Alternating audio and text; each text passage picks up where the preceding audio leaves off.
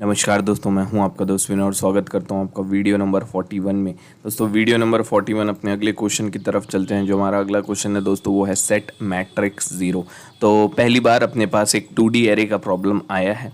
Basically यहाँ पे matrix आपको दे के रखा है given an M into N integer matrix if an element is zero set it entire row and column to zero, you must do it in place.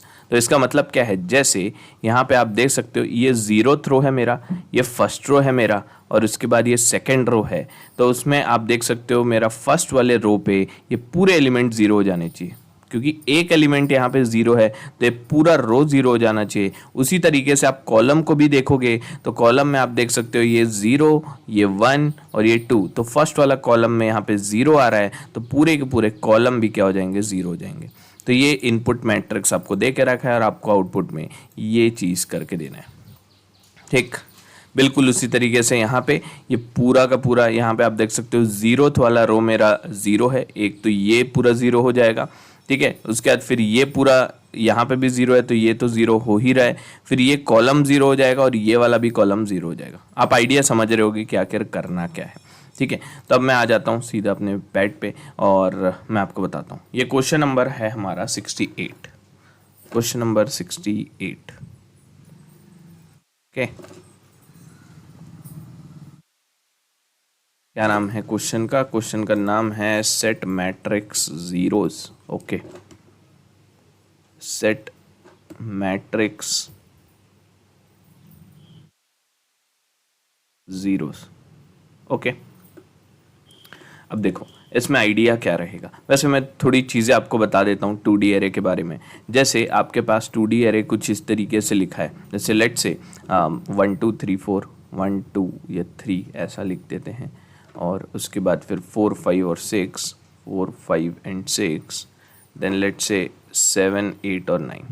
तो ये क्या है, बेसिकली मैट्रिक्स को अपन रिप्रेजेंट करते हैं लिस्ट ऑफ लिस्ट से, list of list.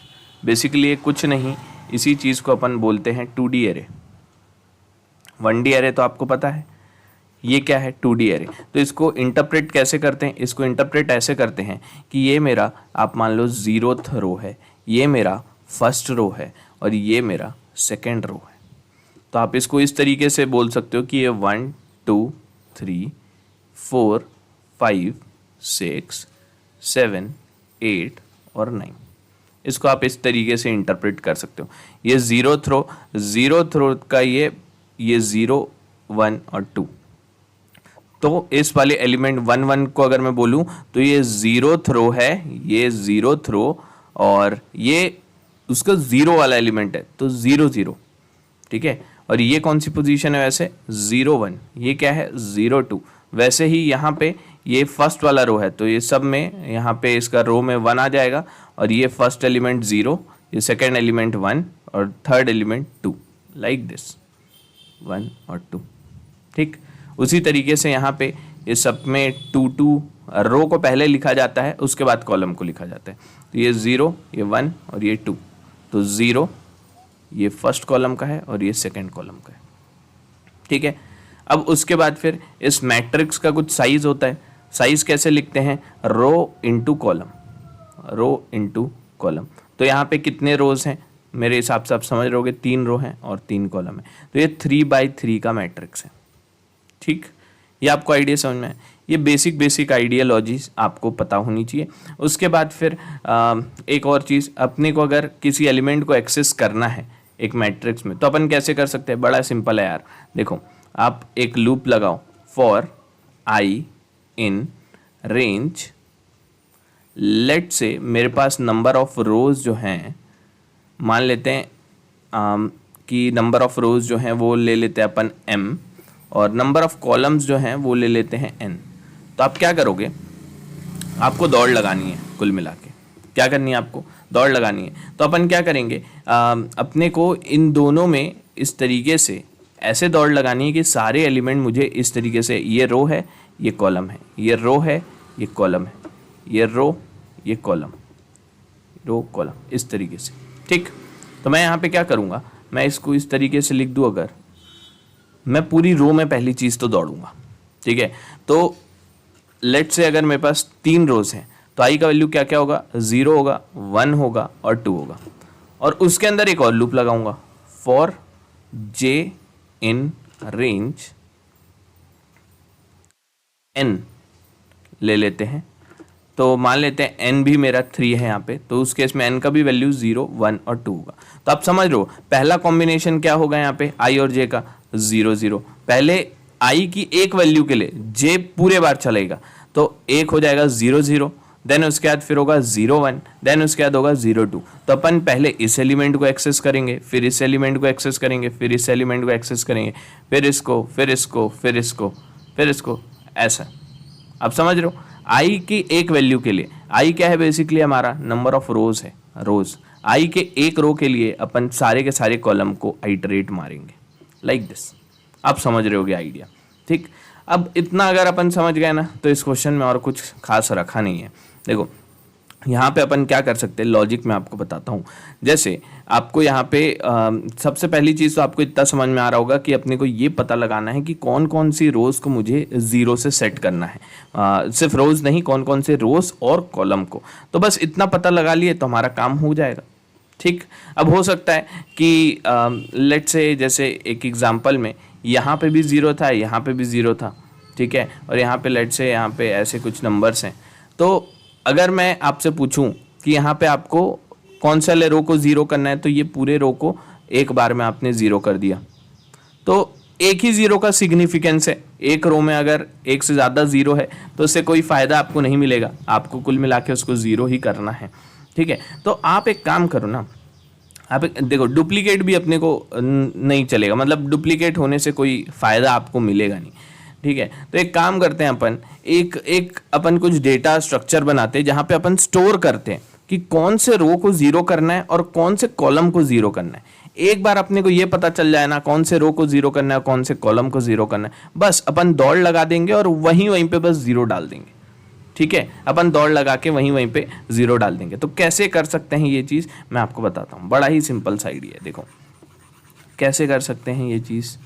देखो अपन क्या करेंगे, लेट से स्टोर करना है अपने को कहीं पे, तो जहाँ पे आप बोलो वहाँ पे स्टोर कर देते हैं। अब मैं यहाँ पे कलर को बदल देता हूँ और लेट से ब्लैक पे आ जाते हैं, ओके।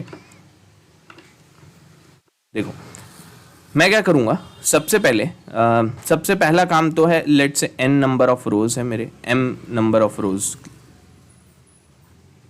m रोज ले लेते हैं और n कॉलम ले लेते हैं, ठीक है, ओके। अब मैं क्या करूँगा, मुझे कहीं पे स्टोर करना होगा, किसको किसको मुझे 0 से सेट करना है। तो मैं एक काम करता हूँ, मैं 0_ रो नाम का ना एक खाली सा सेट पकड़ लेता हूँ। ये बेसिकली कुछ नहीं है, एक खाली सेट है। उसी तरीके से 0_ कॉलम नाम का एक दूसरा सेट पकड़ लेता हूँ, कुछ इस तरीके से, ठीक। अब मुझे क्या करना है, मुझे दौड़ लगानी है और पता करना है कहाँ पे एलिमेंट जो है वो 0 है, ठीक है। तो मैं क्या किया, फॉर आई इन, अभी मैंने आपको बताया रेंज m, और उसके अंदर में for I in range n, क्या करेंगे, चेक करो इफ, जैसे लेट से इस एरे का नाम मैट्रिक्स है, ठीक है। इफ मैट्रिक्स ऑफ आई जे, अगर एलिमेंट 0 है तो आप क्या करो, उस रो और कॉलम को पकड़ के आप डाल दो। तो 0_ रोज डॉट एड वाले रो को डाल दो और 0_ कॉल एड जे, उस रो और कॉलम का पता लगा लिया मैंने, ठीक है। अब मेरे पास यहाँ पे by the end of this loop, let say मेरे पास मान लो 0_ रोज के अंदर में मुझे क्या मिल जाएगा, मान लो 0th वाले रो पे एक 0 है और एक 0_ कॉलम है, वहाँ पे क्या है 0 और 3rd वाले कॉलम पे मुझे 0 मिल गया। तो बस आपको इन्हीं लोकेशंस पे बस 0 को पुट कर देना है।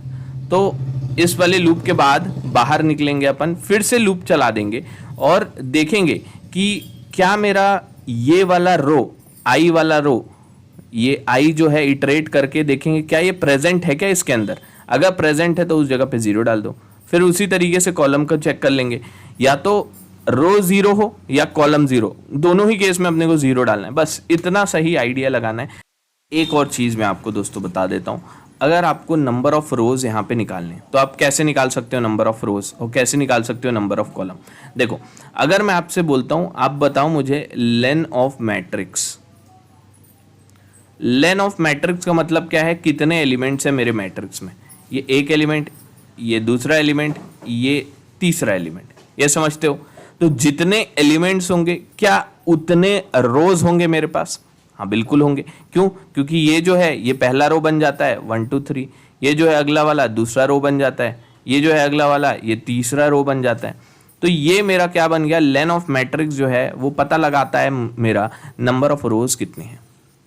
ठीक, अब मुझे अगर चाहिए नंबर ऑफ कॉलम्स कितने हैं, तो ये आपका फर्स्ट, ये सेकंड, ये थर्ड, इस तरीके से कॉलम आप पता लगा सकते हो। ठीक है, मतलब ये आप कुल मिला के देखो, ये मेरा पूरा एक रो है। अब रो में कितने एलिमेंट्स हैं उसका अगर काउंटिंग कर दोगे तो अपने को क्या कॉलम मिल जाएगा क्या। हाँ बिल्कुल मिल जाएगा, उस केस में अपने को कॉलम। तो आप क्या कर सकते हो, लेन ऑफ मैट्रिक्स लिखा तो रो मिला मुझे, और लेन ऑफ मैट्रिक्स ऑफ जीरो लिखा तो उस केस में मुझे कॉलम मिल जाएगा। ठीक, ये मुझे कॉलम दे देगा। Okay, very good. अब इसको अच्छा कुछ भी ले सकते हो, इसको एम ले सकते हो, इसको एन ले सकते हो, यहाँ पे क्योंकि मैंने एम और एन लिया है। ठीक है, अब हम इसको कोड करते हैं। ठीक है, पहला यूज केस क्या होगा, अगर मैट्रिक्स में कोई एलिमेंट ना हो, मैट्रिक्स इफ नॉट मैट्रिक्स, तो उस केस में आपको रिटर्न क्या करना है यार, नन रिटर्न करना है। कोई भी आपको चीज़ रिटर्न नहीं करनी है, तो मैं यहाँ पे केवल रिटर्न कर देता हूँ। ठीक है, ओके। अब निकालते हैं रोज और कॉलम। तो m comma N is equal to len of matrix, अगर मैं लिख देता हूँ तो ये रोज मिल गया, और लेन ऑफ मैट्रिक्स ऑफ जीरो लिख दिया तो ये कॉलम मिल गया। अब उसके बाद फिर अपने को क्या करना है, एक जीरो अंडरस्कोर रोज नाम का एक सेट बना लो। ये मैंने बना लिया सेट, और ज़ीरो अंडरस्कोर कॉल नाम का एक दूसरा सेट बना लो। ये लो मैंने बना दिया सेट। सॉरी, मैंने गलत ब्रेसेस लगा दिए हैं। ब्रेसेस जो होंगे सेट में वो ऐसे होंगे, या आप ऐसे बना सकते हो या फिर आप डायरेक्टली भी बना सकते हो। ठीक है, अब देखो, फॉर आई इन रेंज मैं लिखा m rows, for j in range n columns के लिए चेक करूंगा if matrix of i comma j अगर वो ज़ीरो निकलता है, उस केस में आपको ज़ीरो अंडरस्कोर रोज के अंदर में डाल देना है। तो ऐड मेथड का यूज़ कर लो, ऐड कर दो उस i को, और zero underscore call dot add कर लो j को। That is it. अब बिल्कुल इसी तरीके से एक और लूप लगा दो। अपने को अब राइट करना है for I in range m, for j in range n, if ये जो i है इन ज़ीरो अंडरस्कोर रोज अगर ये प्रेजेंट है क्या, या फिर j इन ज़ीरो अंडरस्कोर कॉल अगर ऐसा है, तो उस केस में आप मैट्रिक्स ऑफ आई जे को ज़ीरो कर दो, हो गया बस। और ये क्या टाइम कॉम्प्लेक्सिटी खाता है, तो ये m इंटू एन। ठीक है, यहाँ पे भी m इंटू एन है। ठीक है, और ये लूप दोनों बाहर है, तो order of m into N इसका टाइम कॉम्प्लेक्सिटी हो जाएगा। और स्पेस कॉम्प्लेक्सिटी क्या हो जाएगा, ऑर्डर ऑफ, क्योंकि हमने यहाँ पे सेट बनाया है, तो ये अगर m साइज का है तो ये m और ये n, तो m प्लस n हो जाएगा इसका स्पेस कॉम्प्लेक्सिटी, और m इंटू n हो जाएगा टाइम कॉम्प्लेक्सिटी। ठीक है, जो कि बिल्कुल एक्सेप्टेबल है। रन कर देते हैं। यस, ये टेस्ट केस जो है वो पास हो गए हैं, देख सकते हो। अब मैं इसको सबमिट कर देता हूँ। Okay, very good. तो हमने इस क्वेश्चन को सॉल्व कर लिया है। ठीक, तो इस वीडियो के लिए इतना ही रखते हैं। मेरे हिसाब से आपको आइडिया जो है वो समझ में आ गया होगा। अपने अगले वीडियो में मिलते हैं। Thank you.